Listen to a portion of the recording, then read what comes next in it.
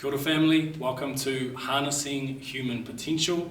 I am Kyle Gallagher and I'm joined today with my brother Ra, aka Harmonious Ra. Good to have you here, brother. Thank you for sitting down with me. There's lots of beautiful things that I want to dive into with you today.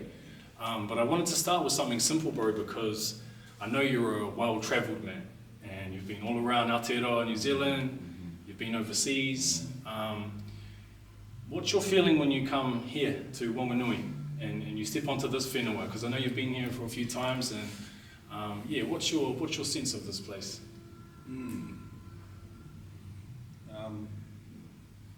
It's a privilege to be here, my brother, and I'm super stoked to be connecting with you on this beautiful whanau.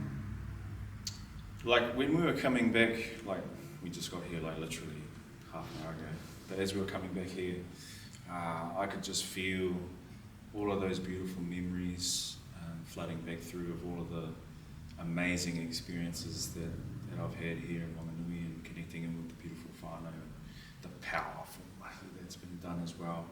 And another thing that I really appreciate about this rohe is, and what I perceive this place to be, is still like quite interconnected with the ancestral roots, with Yes. the ancestry of this whenua as well, like with the Whanganui, and still connected to a lot of the marae and stuff, and there's still quite a strong te ao Māori presence in this area from what I perceive anyway, which is super cool. Absolutely, brother. Yeah, cool. And thanks for speaking into that too. Like, I've lived here my whole life, and you're right, there's a beautiful sense of whānau here. You know, I think the city it's not too big that you don't lose that sense of whānau. And there's a lot of beautiful people here. There is a lot of deep mahi being done here. And it's interesting because at the same time, there's been a lot of suffering, and there's a lot of mamae, and there's a lot of hurt. And we can see, not just in New Zealand, but around the world, you know, high suicide rates, depression, anxiety, all these things are rising, you know. And I wonder if it's, you know, places like this where a lot of people did have a hard upbringing, maybe it's almost needed to activate some of the growth that we have, right? It's like the catalyst for all the growth that we go through. Sure. And I see that in this town that I have been brought up in, you know. It's like not easy, you know, the stories of trauma, the hard childhood, and yet here we are, a lot of us really in integrity with what we're doing and how we're moving forward, how we're showing up, what we're choosing to do for our kids and stuff like that. When it comes to that healing journey, bro, I know you've worked in many different spaces with different people and stuff. Like, when you're working with someone who's maybe at the beginning of their healing journey, let's say, but they're willing to do the work, you know, what are some of the main things that you see with those people? The main challenges or the main things that come up? I know it's different, but and what are some of the main things that you try and offer them and guide them as a start, you know? Well, like first off the bat, my brother, like the best service that we can be for anyone on their healing journey is to be of service to our own healing journey. Yes. And making sure that we're doing our own mahi, because the number one way that you can truly support someone is by healing yourself and becoming that example. And usually, like when you're on that path of self-discovery, self-recovery, self-remembering, along the journey, like people are going to see you, you know, your old friend groups, as you begin to develop your awareness of yourself, you begin to like, you know, move through all your trauma and stuff and deal with all that sort of stuff. I think you ultimately become, like it's cliche, but it's like you become like a beacon, like a light, you know, like you're like a lighthouse to all other whānau who are in or have been in similar situations that you have been in. Yes. And I think this speaks to what you were having a kōrero about just before as well, brother, is like these places, they're dense, you know, there's lots of mamae and colonial stuff and tribal stuff, and you know, it's just seeped in a lot of like history, that the whenua has almost like soaked in a lot of that stuff as well. It's our environment, right? Yeah. And it's really hard to change when you're in an environment that doesn't support that changing. Yeah, absolutely. So through that healing journey, and as you begin to develop that awareness of yourself and grow, you'll become the beacon for these new whānau who are having these grey experiences, like the old paradigm or the old narrative or the old programming, the old story that they grew up with might be starting to crumble. They're going through relationship issues, and it's a catalyst ultimately for any of the bros or sisters who are out there having these really intense hard times. It's only natural that they'll start like looking around for like other people living differently and things like that. And I think that's where, when we do our own mahi and we express that with confidence and clarity and transparency, then we can really support them indirectly. Beautiful, brother. Beautiful.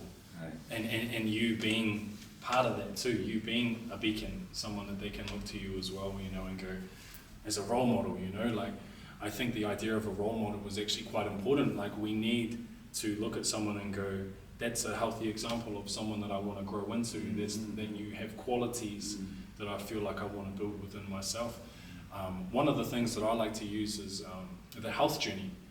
I think taking charge of our health is very connected with taking charge of our mind. And that's very important, because if we don't have our health, we don't have our mind, it's very hard to move forward, very easy to move backwards. And using health as a bridge to do all this other kind of work, it's a positive step-by-step momentum that takes us in the right direction, and then maybe start, while we're doing the healing work, while we're working through some of these stuck emotions that are starting to surface, and I'm starting to make different decisions, but it's hard, Yeah. And then why do I keep going back to this old pattern, and starting to pick up on it. One of the things in the health journey that I've worked with is fasting, brother. And I actually did a fasting retreat not long ago, and I've experimented with fasting. I've only ever made it to 3 days every time, bro. And just to give a little bit of the information around fasting, it is different for men and women. For women, it's something they probably need to tune in with their cycles, and there's certain things you need to be aware of as far as like how healthy are you, how ready are you for a deep fast. But I think if you're relatively healthy, and especially if you're a man, fasting is one of these things that can bring our superpowers back. For sure. It can deepen our awareness. It's a huge discipline. It's a huge undertaking. We're healing the gut microbiome. We're healing the mitochondria in our body. You get to day 3, you're talking stem cells, growth hormone, all of that kind of stuff. But if I remember correctly, bro, you've done 5 days, maybe 4. Oh, yeah. In a row, I've done 4 days. Cool. And I remember there was a time when it was actually quite a big part of your journey was going through the fasting and stuff. Talk to me a little bit about that. What fasting did for you, your perception on what fasting can do for a human. Oh, I loved it, brother. And I highly recommend it for anyone to experience as well. The peak of my fasting journey was actually like through that COVID period, the first COVID period, and I was down in Riverton with Rebecca Tapman. And I was doing like 3 meals a week. Wow. So that was like on a Tuesday night I'd have dinner, and then on a Thursday night I'd have dinner, and then on a Sunday night or Saturday night I'd have a meal as well. Wow. And I repeated that for like 2, maybe 2.5 months. Wow. So it was just like in a constant state of like renewal. And I really explored like, what is my tinana's capability in terms of my energetic output? Because we all, you consume food. The practical side is that you're consuming food to generate energy in your tinana, so that you can continue to operate and do all the things that we do. So what happens when you restrict that really like down to a really minuscule point? Like, you could assume that you're just going to be like withered up in bed, for days. But I was like, I want to explore this, I want to see like, what is my tinana actually capable of? And at that time as well, I hope this is sort of rounding in your question, my bro, but at that time as well, I was exploring like ways of receiving alternative energy through like the cosmic energy, through the modi of the moana, through the wind, through the sun, you know, all these other powerful natural energetic sources that are subtle, that are subtly affecting us constantly every moment of every day, but we don't really give them enough attention to fully maybe utilize them in the ultimate potential. Anyway, yeah, I went on that big Modi journey and it was incredible. Yeah, the dreams, bro, super clear. Combining that with a lot of breath work and stuff, it was like the lucidity between physical and non-physical was very close. Like, you know, like you start like shifting more towards non-physical than physical, which is part of the wānanga. It's part of the wānanga, brother. Yeah. I love where you took that actually, you know, and I think even with something like what I like to teach with meditation and stuff, one of the keys is actually feeling the connection. You know, it's actually having a visceral sense of connection. That's the umbilical cord, right? You know, whether it's the earth, whether it's your heart, whether it's a wider, subtle field that we all connected to, you know. And I love how you just went there with the subtle energies that you were gaining nourishment from, you know. And it's not that you didn't need the food and all the health benefits of fasting, but also you were connecting with Papa Tōnaku, you were connecting with the atua, you know, like breath work, all of those things. Sunlight. Yeah, absolutely, brother. And these are key, you know, like jumping in the cold ocean, like do that a couple of times. Run in, run out, run in, run out. Man, there's not a drug alive that'll make you feel that way. And that's good for you, you know. What else too? Like I want you to just take it where we want to go, like as far as like that healing journey and maybe some of the initial things that helped you break through to the next level. You know, what were some of the other moments or the other chapters? So like near the beginning of my journey, and like I was feeling into it on the way here, like where did it really, like what was some real defining moments for me?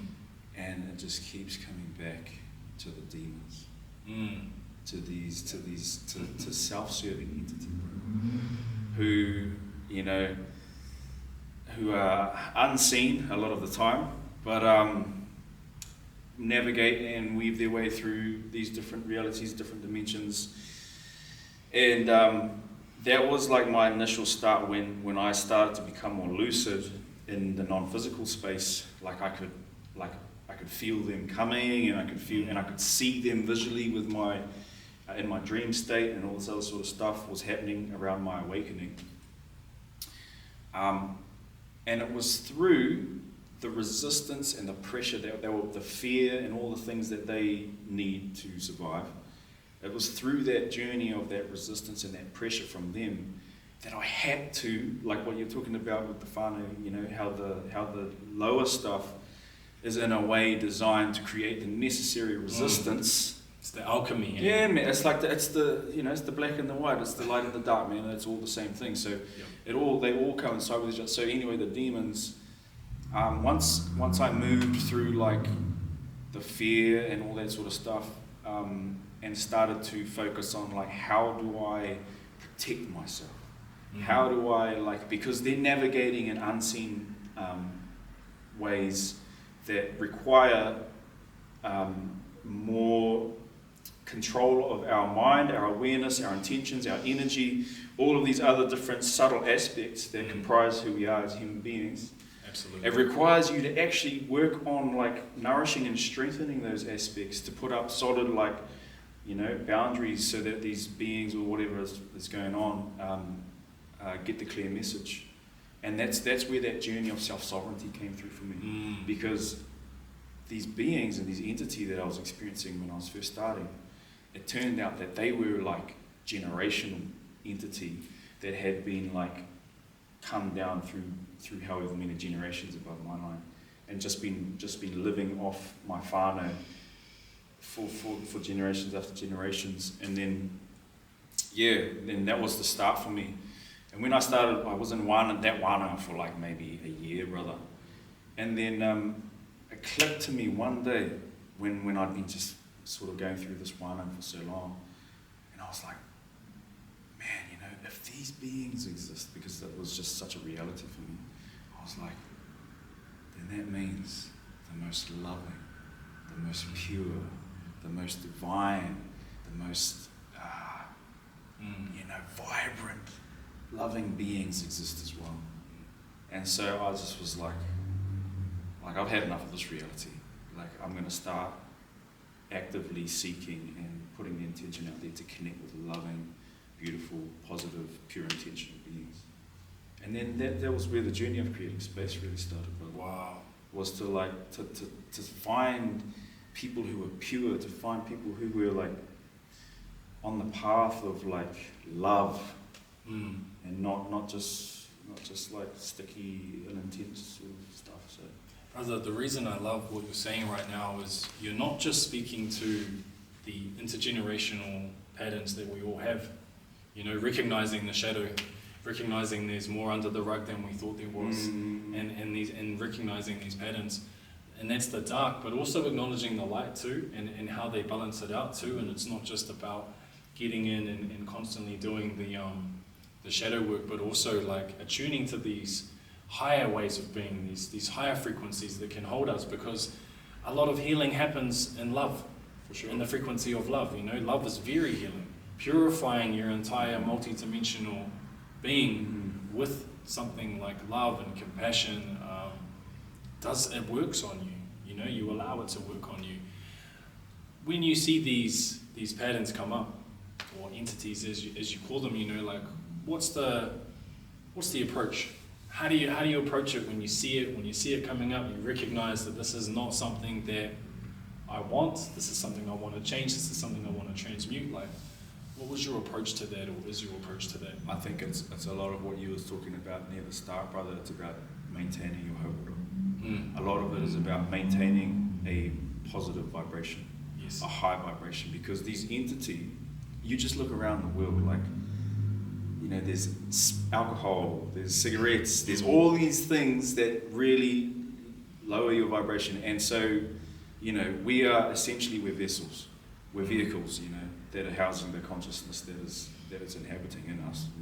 And so, if you're not maintaining, or if you're not in sovereign of your vehicle, then there's someone else gonna jump in the driver's seat, my bro. And ultimately, if you create a low vibrational or toxic environment in your vessel, then that's where mold grows, that's where paru things grow, and that's where tuna and things like to live in. So that's the main one, I think, is what weaving it back into what you were talking about at the start, was just maintaining that high vibrational stuff. Beautiful, brother. And you can't really do that without disciplining. Nah. You can't do that without awareness, and the willingness to do it. I had a silent retreat at the start of this year. It was 2 weeks meditation retreat. No reading, no writing, no talking. And it's really interesting in that space, because you have your main practice, you have what's called formal practice, and it's a beautiful practice. We're coming back to our natural state, we're tuning and training this attentional system. And then there's what's called informal practice, which is everything in between. The walking to the dining room hall, the waiting in line to get your soup, the going to the bathroom, the nighttime ritual. And recognizing that this is also practice. And it's not just I do my meditation practice for 30 minutes in the morning and then I go about my day unconsciously. It's about how much can I actually be paying attention to the living that I'm living. This art of living, and how we're actually showing up in all these different spaces in our life. And I can feel that's a lot of like what you embody. Is it's not, all these practices can help, but it's the whole thing, right? And it's the whole thing, and it's expanding our awareness to how we're showing up in all areas of life, right? Absolutely. And it's a journey, and this is where your environment plays a big part. Because if you're around people who are drinking, smoking, continuing to live that kind of lifestyle, then it's going to be a lot more difficult than if you're around other people, whānau, who are on the same mahi, who are on the same sort of waka. Absolutely. And so your environment is super important, which is what we're actually moving through. We get delicacy. Yeah, well said, brother, well said. And again, this is another word for this is the sangha, which is, it's kind of like the spiritual community, but it's your people. It's the people you surround yourself. It's the space that you're in. It's the spaces that you're in most of the time, right? Yeah. I want to dive in, brother. I want to dive into kind of where you are now on this journey with your current relationship. This idea of a sacred, intense relationship. I've been following your journey, and I can feel the love through the camera. Through the videos. And it's interesting because I think for a lot of us who are on some kind of path of whether it's a healing journey or becoming more conscious, we realize that a lot of the juice in life comes from relationships, and we can't do it by ourselves, we need other people, and a big part of that is recognizing that, I want to have that person in my life. I want to have that other person in my life who compliments me, who supports me, and brings that love and that beauty into my life. But for a lot of us, it's very hard, and it brings up a lot, I think a lot of the childhood patterns, They come right up. they're relational, right? So it's that mirror, but I honor it, I feel like relationships are this kind of spiritual temple. And so I'd love it if you could maybe start with this, whatever kind of synchronicities or kind of intuition happened that made you want to go to Bali. And then, a little bit about your journey and your current relationship, brother, would be awesome. Okay, my brother, I'll dive into that. Yeah, and take your time, bro. Take your time with this one. One thing, though, that came through just before you asked this question was, if for anyone who's at the bare minimums and basic start of their journey and has been living a certain way for a long period of time, what I noticed is that when you first initially start on your spiritual journey or your journey of self-discovery, you're going to have to ultimately become that in which you judged. Because the old program is full of judgments, and then you see all these fellas all wee wah wah, they're all just dancing in the rain and so I know that this is a huge thing that I had to move through, was becoming that in which you judge, to then ultimately discover the truth of the experience. Yes. And see through another person's lens. And then that's where that journey of discernment comes through, and the discernment between judgment and observation. Yes. Through your experiential, your lived experience, where you can actually make a solid assumption of what that experience is and make a judgment upon that. Absolutely. And having to see that reflected back to you can be super humbling, but I think that's a big part of the journey, right? It's getting humble to your knees the right amount of times. For sure. For sure. So the relationship, the intuitive pull to go over to Bali, brother. I was living in Aussie, and I was just coming back to myself, after the journey of creating space and being in a relationship towards the end of there. That was the first sort of real relationship that I'd been in since the beginning of creating space, and that was a lot of my mother wounds and all these other sticky parts of myself, old things, came to the surface throughout that experience for me. And I knew, I was okay, I've got to get back to the drawing board, man. I've got to do it with my head. So I retreated, and I went and spent some time on my own over in a place called Phillip Island, and just started coming back into my center, started unpacking myself, and started from scratch with it's almost like the relationship just opens a whole nother door, and then it's oh man, there's a huge room in here. Fuck. And then you're oh man, there's this messy corner over here, and there's so then got back to what I know best, which is to fully surrender and to tap into that connection with Source, with God, with the essence of creation, and just observe. Come into the present moment and just observe, moving through life, observing what ideas pop in at certain times, and then connecting dots, which actually help make decisions moving forward. If you can kind of surrender to a point where you trust fully in like synchronicities, then you can step into those synchronicities with faith, and then the more you do it, the more you learn that this is the way. Yes. And so I was doing this, I was stepping on these beautiful synchronicities. I called it step and surrender.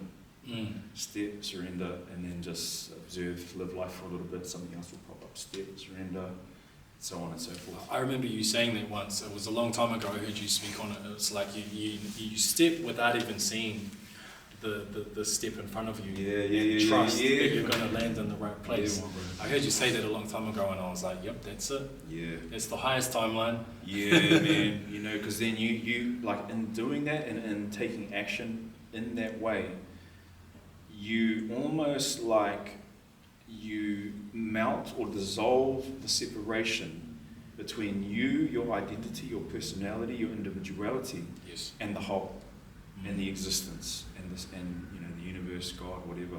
You melt, you dissolve that, and you ultimately you're saying like, I am not just an individual, and my name isn't just blah blah blah, and I'm not just this age. Like I am a part, an absolutely like a symbiotic connection with that in which I see outside me. Yes. So like that's what that whole relationship buzz sort of invokes, in that journey, in that relationship, building that with the cosmos, with the universe, with God, or whatever. Beautiful. And so I just followed that calling, followed that intuition, feeling where it's coming from, because you can take action from different aspects of you can take action from your mind through generational programming, but you can also tune into a deeper place and take action from intuition. So that's another big story about identifying where you're moving from, and that's where the self-discovery mahi comes in.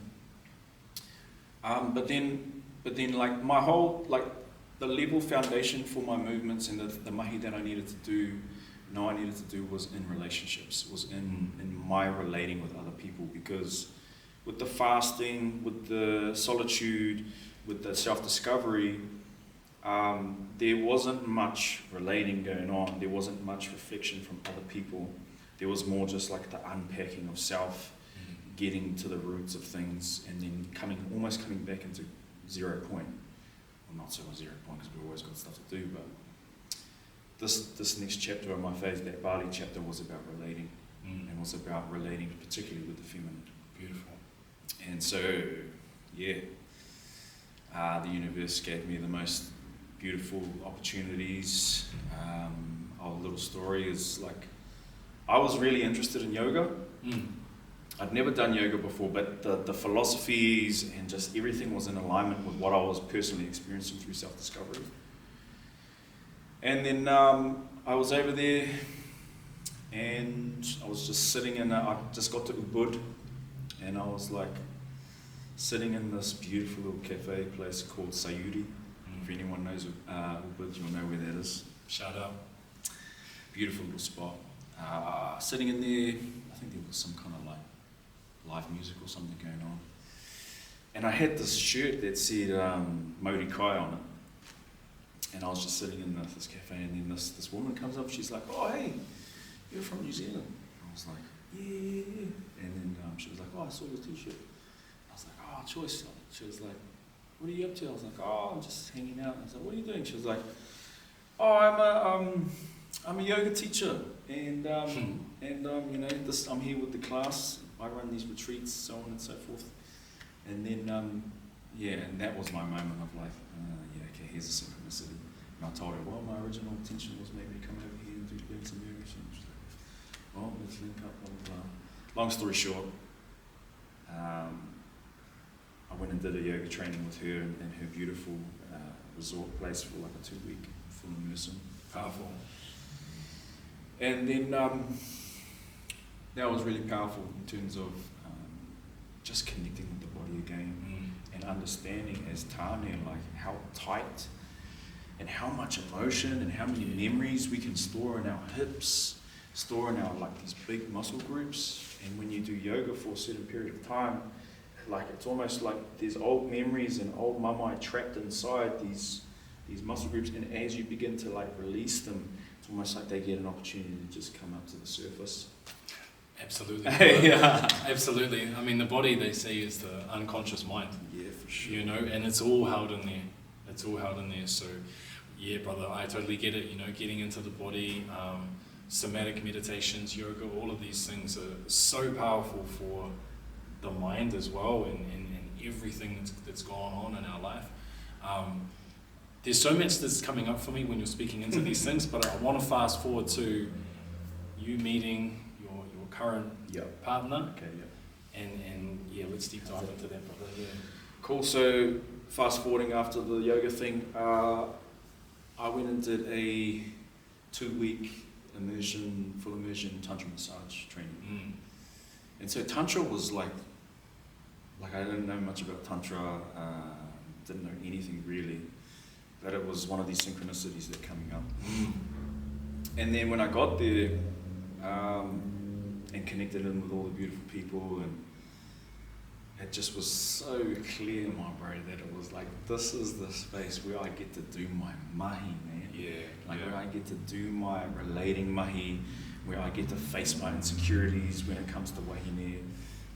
All of these layer after layer after layer was just exposed and able to be sit in and deal with it in this beautiful, beautiful space that they created with really high quality kaitiaki with tutors who were just like sharp. And so that was where we first connected. And part of my relating journey was also around exploring alternative ways of relating. So not just traditional monogamy. Yep. And that was like enforced and shoved down my throat, like through my childhood, my upbringing, through religious stuff from my whānau, and just through societal like acceptance and normalities. Yeah. Well, I just want to throw that in there too. You know, Carl Jung says that. He says one of the greatest repressions of our Western culture is sexuality, and just pretending that we don't want to have sex, or that we don't want to have something. You know, we don't want sex in our life. It's like it's so primal and it's so natural. Absolutely. Yeah.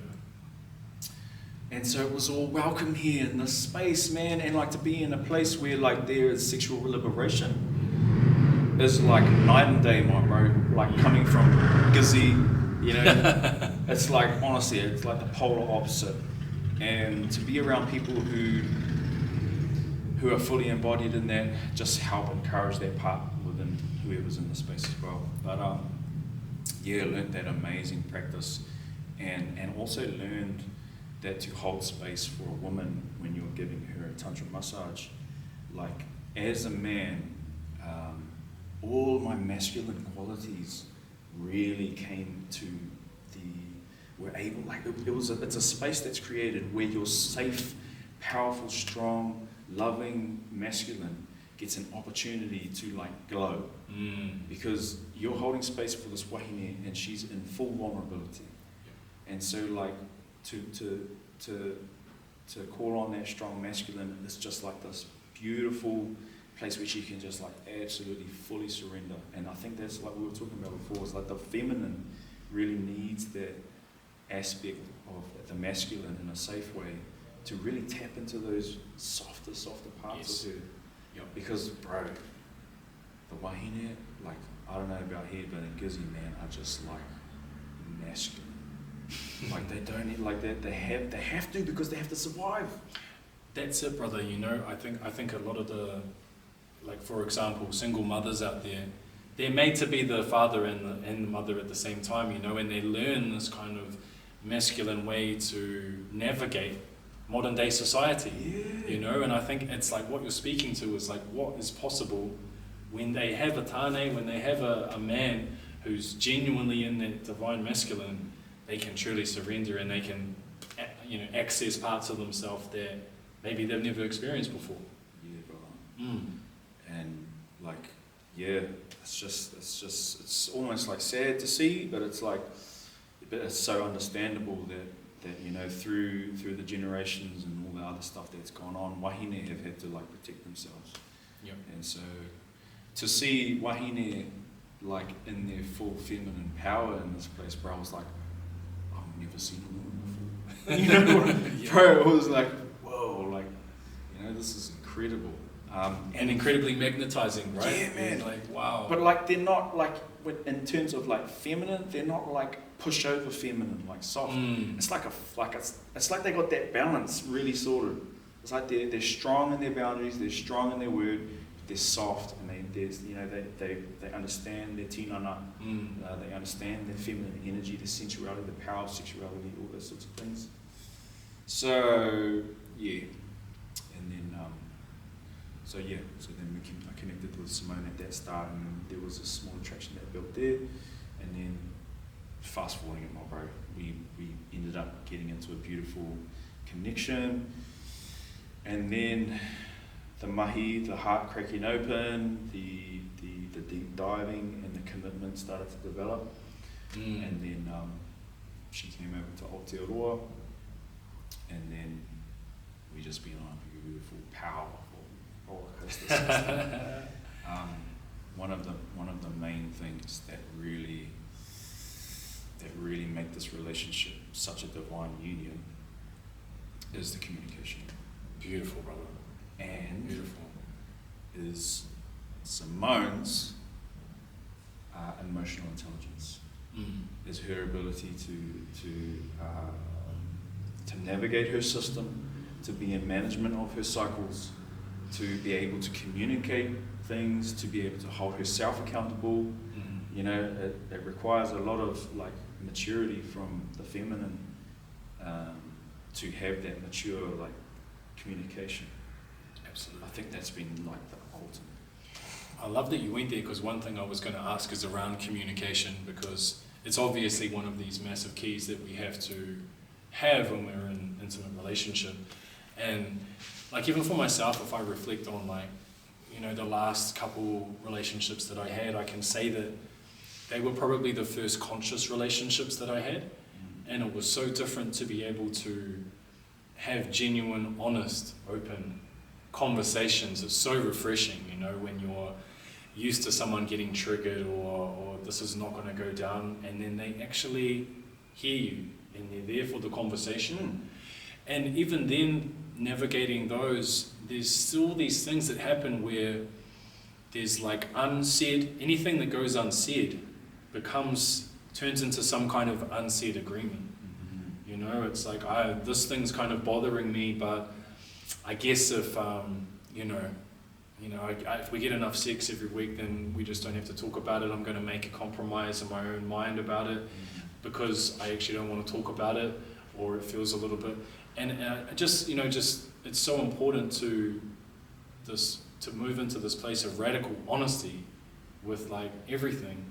And so coming from a man's perspective, like in that sacred union, what are some of the other things, you know, unpack communication a bit more if you want to, and what are some of the other things that like a man needs to know when he's wanting to actually hold that container with a woman? Well, like if you want a wahine who is going to who is in management of herself, who is emotionally intelligent, who holds herself accountable, you have to be that as well. Like, you have to do your mahi before you even think about getting into a conscious connection, because you need to be so solid in who you are. Like, that's a very important thing, to know who you are as a man, beneath your identity. Like, I feel like beneath all the layers, like, you need to come to a knowing of who you are, and so that when something happens, or she is in a state of turmoil, or like you're having a bit of a disagreement, you know, there's always days that you can sit there and you can just receive it without taking it personal, or without like putting your own flavor on it, or like, you know, like it's like you can actually sit there and almost detach away from whatever's coming towards you, and observe it and sit from it and really see that this person, this woman, is just going through her own process, is sharing whatever she's going through, so that you can hold that. So you can sit there and just like be a poet. Yes. And then I think one of the biggest things as a tāne is to learn how to not react. And I think to get to that state of non-reaction isn't about bypassing things. It isn't about avoiding things.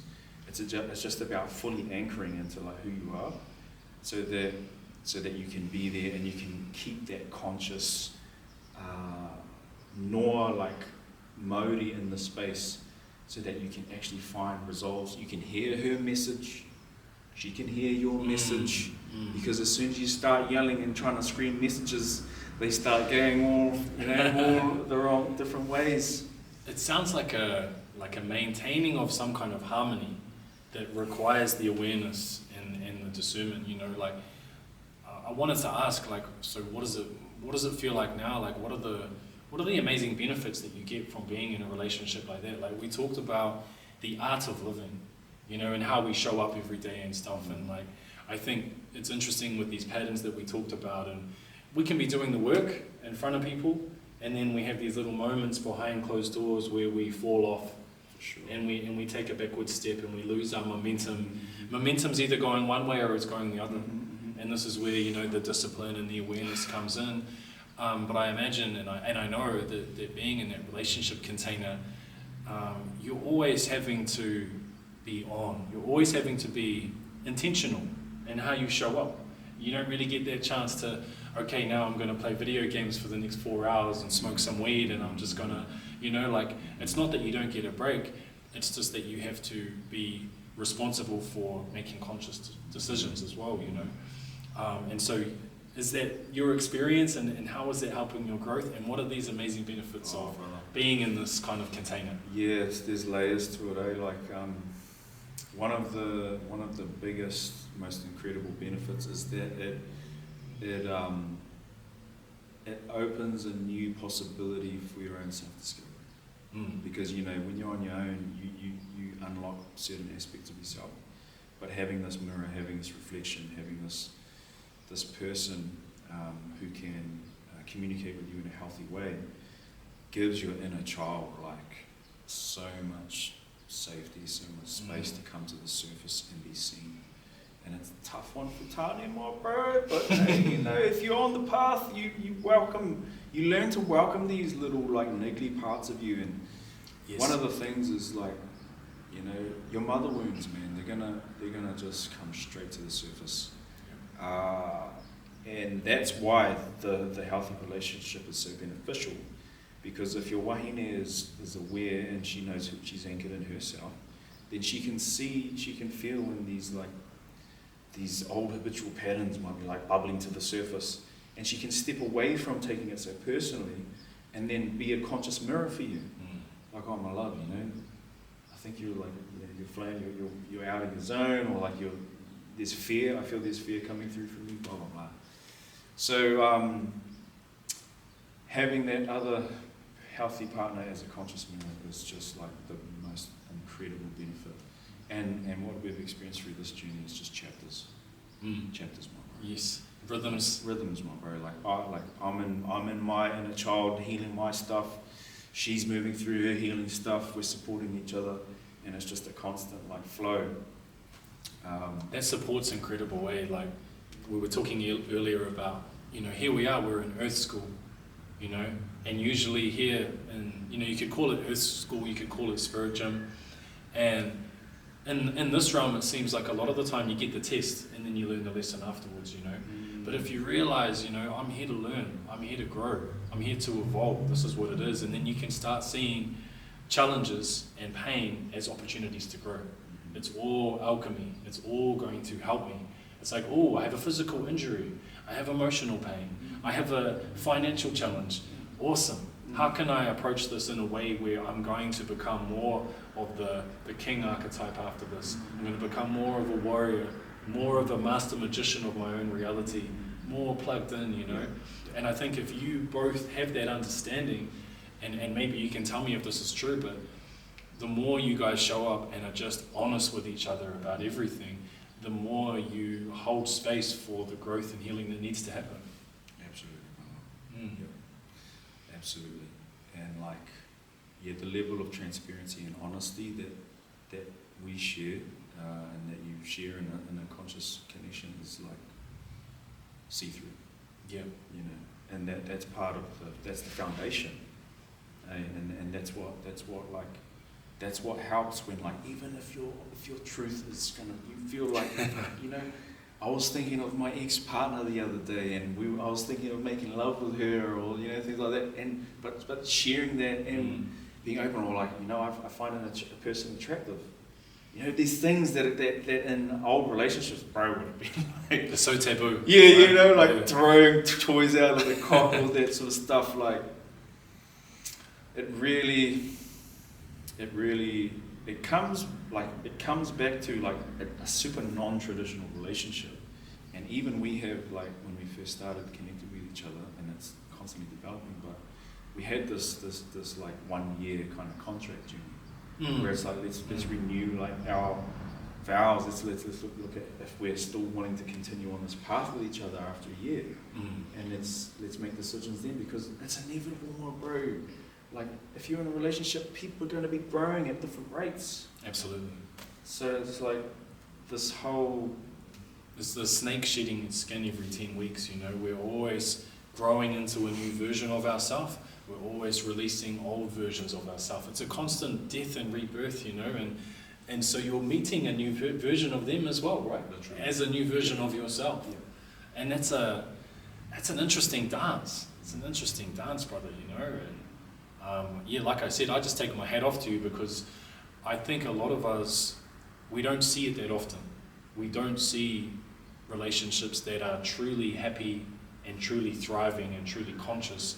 And it's really good to see that it's possible, because there's a lot of us out there that would love that, and, you know, like, we're heading in that direction, you know, one day at least. And it's really nice to know that it's possible, you know.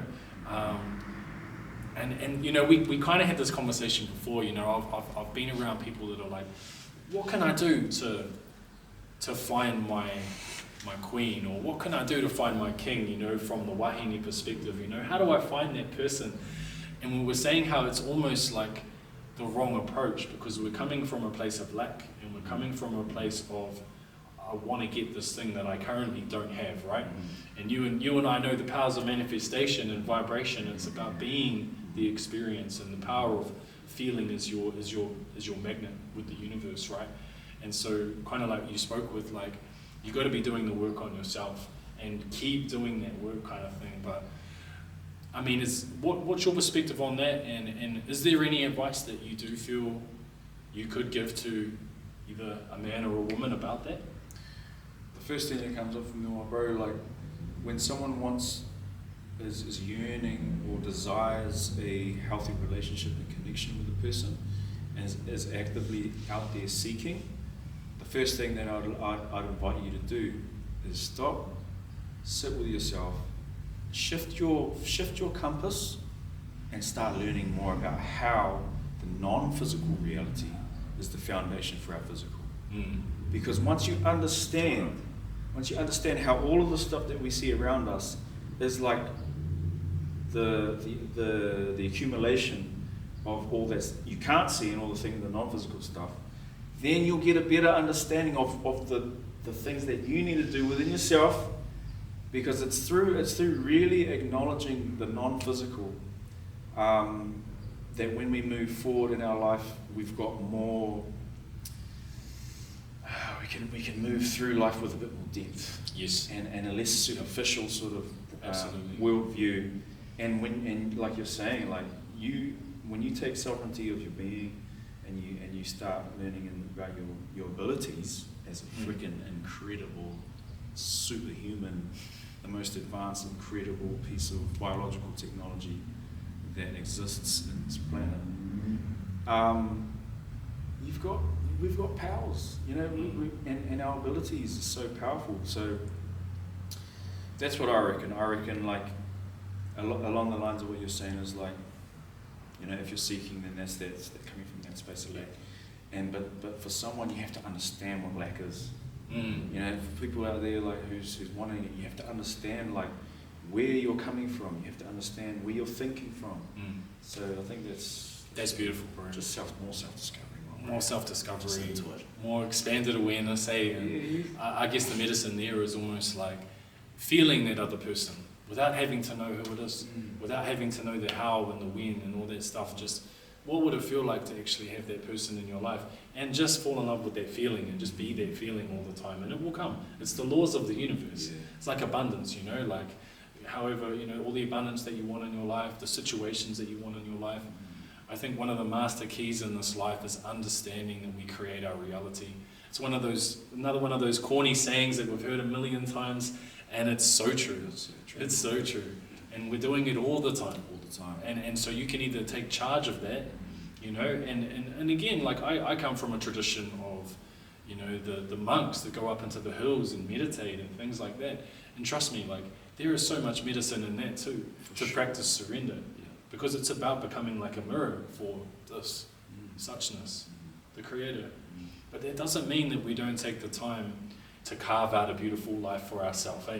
Why wouldn't you carve out a beautiful life for yourself? Like that's like you're here as a human being, my bro. Like the human being, you as an individual, when you know like who you are as an aspect of the all, it's like you have the opportunity to experience anything that you want. Yes. Like you have the opportunity to dive into any path, any way, whatever you want. Like, and that's almost like the gift that we've been given. It's like to explore, you know, your darkest desires, or to explore your most highest vibration. Like there's no in the world of like neutrality, there is no right and wrong. You know, in the world of that's like right. the essence of there is no right and wrong. So it's like That's equanimity, neutrality, absolutely. You can, if you really. So speaking into that, brother, just where you are now, you know, in this beautiful relationship, and then looking forward, like, what are you trying to create? What can you see 5 years down the track, 10 years down the track? Like you're a master magician of your own reality. Like, what's coming through for you? I really feel like I'm exploring what I just expressed just right then. I feel like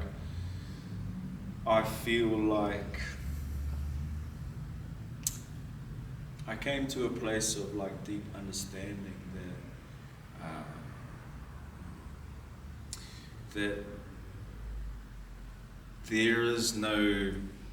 there's almost like, for me, there's no purpose.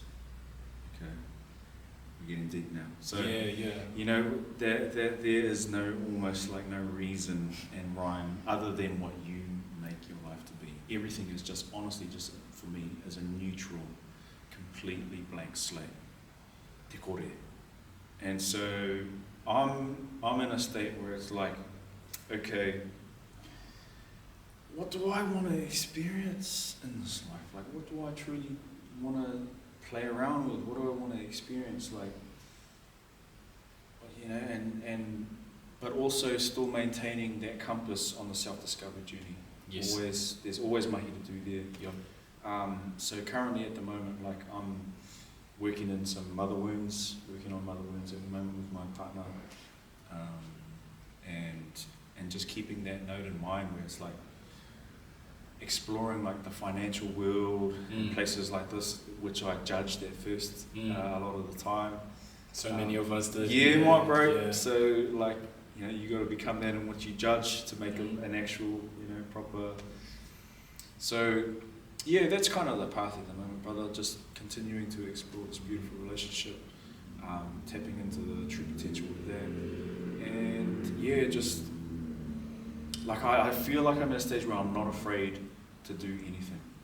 Cool. Like light and dark. Yeah, beautiful. And like that's what tantra is embodying. Is like it's like they embrace all that is dark and all that is light, and see the whole holy balance in it all.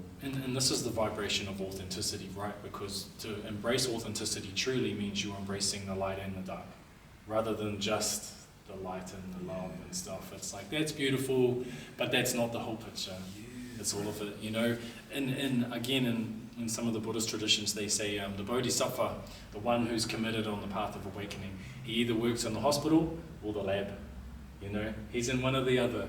And like what you just said was cool, you know, because it's like, I know you could speak to a whole bunch of stuff in the future, but what you're saying is, hey, I'm working through some stuff right now. For sure. You know, like it's okay, my chapter right now is, there's some stuff in the basement around this that I'm going to heal, and I'm going to approach it, and I'm going to work with it, and I'm going to sit with it, you know. One of the interesting things that I learned, I guess I've known this, but it's the spiral, right? It's like we come back to these same truths at deeper levels sometimes. Yeah. And I did my retreat at the start of this year, and having nothing to do at all, but to just be with your own mind the entire time. And it's interesting because at one point, all this self-loathing came up. It was like day 4, self-loathing. Parts of me that just hated who I am. And it was like, whoa, what's that about, you know? Nothing to do. Nothing to distract myself from that. Yeah. Don't push it under the rug. Just cooking it.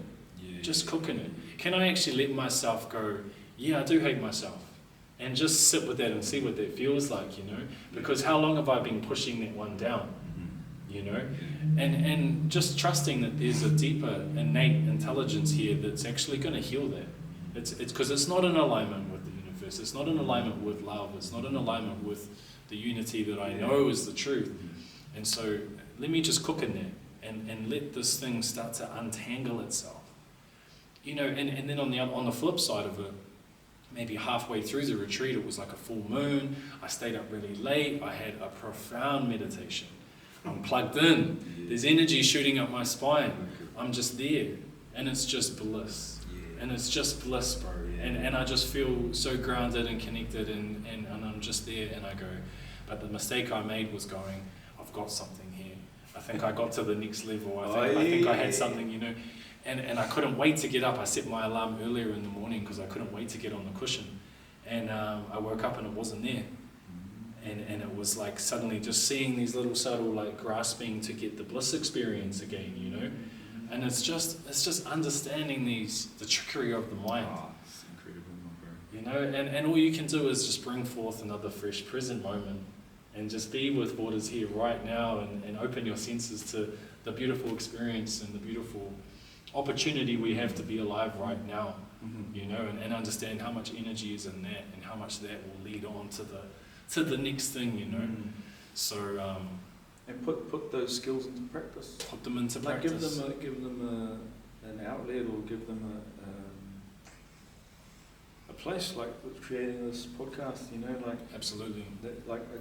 Because you can develop so much amazing, incredible self-awareness, and then, like, I think it's just like fruit on a tree. Like, it's got to be like you can eat it. So you know, give it out, or create something with it, or make something magical. Absolutely, brother. Yeah. And I see, like I said at the start of this, there's so many people suffering out there, bro. You know, like I have a son, and this is another level of becoming a parent and feeling that responsibility and just this insane love for this little human being. Like, I would die for this little being. That's an interesting feeling, you know. But at the same time, there is that wider understanding of he's on his journey and I'm on my journey. But I do feel this sense of like, I want to make sure he's growing up in a world that's thriving. I don't want him to grow up in a broken world, because I feel like we're at this interesting tipping point where things could go very wrong. But also we have all the ingredients to spin up a golden age and move into something beautiful. So just doing my part to be a part of that gives me, you know, it's what I want to do. It's what I feel that is a big part of my journey. And then there's such a big space around balance, right? You know, like, where can I balance out eating the fruit, you know, and enjoying this short time that I have in the world too. So I just want to give it to you too, brother, like, rather than me asking you a question, like, and actually maybe we can do this. Maybe I can, just for a second, really try and speak to that deeper part of you. Really speak to your soul for a second, and you can just take a deep breath and just see what wants to come in. Like, if you could speak to the entire world for like 30 seconds, like, what would the message be that wants to come through? And you just take your time and just feel, what would that be? Continue to play. Continue to play. Yeah, that's nice, bro. Expand on that one. Continue to play.